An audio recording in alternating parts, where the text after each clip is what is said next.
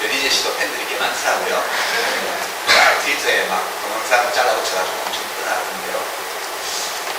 저도 이제 그 토론이 조금 이제 품격이 좀 제대로 실현이 안 된 게 이런 거예요. 아까 진영 논리와 관련해서 연구를 좀 통하는데요. 인베 사이트 혹시 들어가 보셨어요? 어떤가 해서 한번 가보신 거죠? 네. 어떻던가요? 그냥 쓰레기더미죠. 저는 쓰레기더미라고 생각해요. 그냥 쓰레기예요. 거기는 약자를 헐뜯고 약자를 비방하고 약자를 비웃고 약자를 조롱하는 담론으로 꽉 차 있어요. 그게 이제 돈 많은 사람과 돈 없는 사람에서는 돈 많은 사람이 아니에요. 그죠? 남자 여자에서는 여자를 비하하고 보수 진보 쪽에서는 진보를 욕하고 다 그래요. 모든 갈등 구조에서 힘이 센 쪽들을 옹호하는 모든 담론들이 다 모여 있어요. 그게 보수죠. 그게 보수인데 문제는 이제 글의 내용이 쓰레기예요. 그냥 쓰레기고 그런 쓰레기 글을 쓰는 사람의 인격도 쓰레기라고 봐야 해요. 저는 그렇게 생각해요. 그런데 그 쓰레기들에게 표현의 자유를 확보해 줘야 돼요. 왜냐하면 쓰레기들에게도 권리가 보장될 때, 자유가 보장될 때 우리 같은 선량한 보통 시민들에게도 확실하게 자유가 보장되는 거죠. 그러니까 야 왜 뭐 강규 희생자들을 뭐 공헌하고 그러고 이렇게 동물에 빗대는 거는 안 된다고 하면서 왜 쥐박이라고 그러고 뭐 다 꺼내라고 그러냐 이렇게 그런 얘기를 하잖아요. 이쪽에 대답을 못 한다고요, 그걸. 네? 그것은 이쪽의 논리 체계가 좀 잘못됐기 때문에 저는 그런 면에서 제가 리버럴 자유주의자라고 생각하는데요. 우리 사회에는 여러 가지 중요한 원리에 입각해서 움직이는 사회인데 그 중에 딱 한 가지 가장 중요한 원리가 뭐냐 이렇게 묻는다는 것이 자유의 원리예요. 우리 모두는 자기 원하는 대로 살 자유를 갖고 있다고요. 자기가 느끼는 것을 표현할 자유도 가지고 그 자유를 빼고 나면 우리 인간은 존재 자체가 의미가 없는 거예요.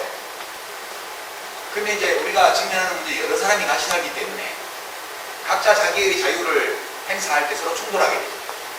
그럴 때 자유를 규제할 필요가 있는 거예요. 제약할 필요가 있는 거예요. 언제 어떨 때에 누구에 대해서 사회, 국가 또는 타인이 그 사람의 자유의 행사를 제약하는 것이 정당한가라는 질문이 있는 거죠.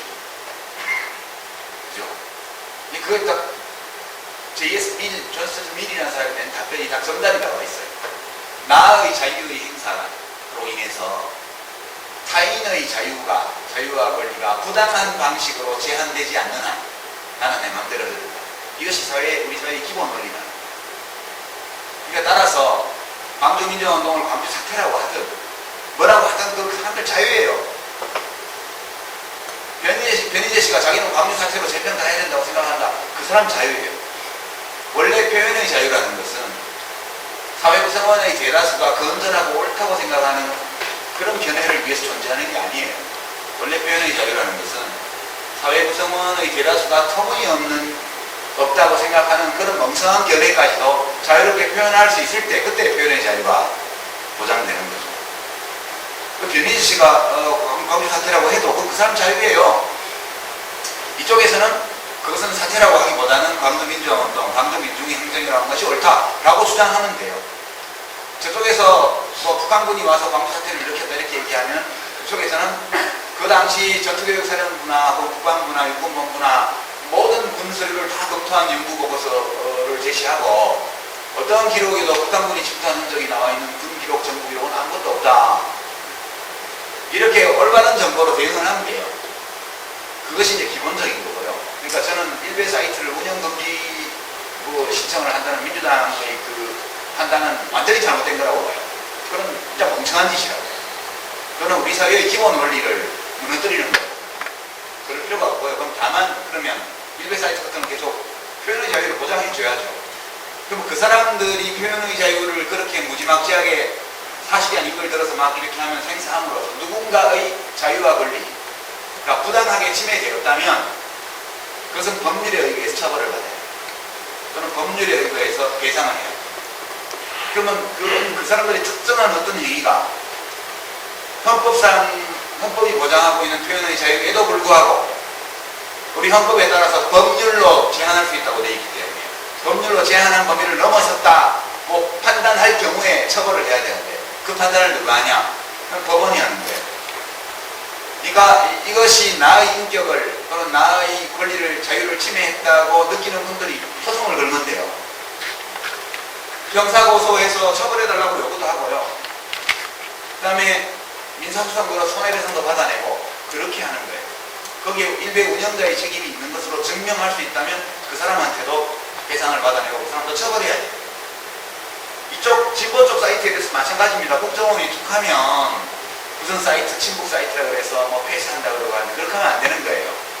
표현의 자유는 열어놓고 만약 거기 게시판에 어떤 의사표현을 한 분의 의사표현이 구체적으로 법률로 이렇게 제약을 가할 수 있는 그런 범위까지 갔다면 그거는 국가가 기소를 해서 형사처벌을 받게 하든가 뭐 그렇게 해야 맞는 거죠.